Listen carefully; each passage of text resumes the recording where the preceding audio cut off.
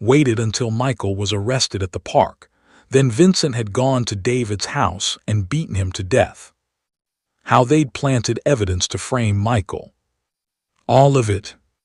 Vincent Russo was arrested in Florida 2 days later. He'd been living under a fake name, but his fingerprints were in the system.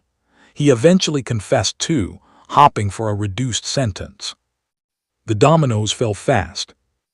On November 5, 2019, Sarah Harrison was charged with conspiracy to commit murder, accessory to murder, and obstruction of justice.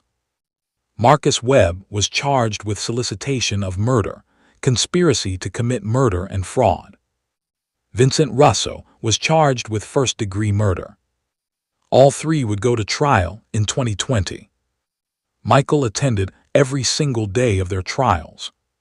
He watched as Sarah tried to play the victim, claiming she'd been manipulated by Marcus. He watched as Marcus tried to claim he'd been coerced by Sarah. He watched as Vincent Russo showed no remorse whatsoever. On March 15, 2020, all three were found guilty. Sarah got 25 years to life. Marcus got 20 years to life. Vincent Russo got life without parole. Justice finally had been served. March 15, 2020, the guilty verdicts were in. Sarah, Marcus, and Vincent were all convicted. Michael Harrison sat in the courtroom gallery and felt nothing. He'd expected relief, joy, some sense of closure. But all he felt was emptiness. Because David was still dead, his marriage was still destroyed, his reputation was still tarnished, and worst of all, his children had lived through a nightmare no child should ever experience. Justice had been served. But at what cost?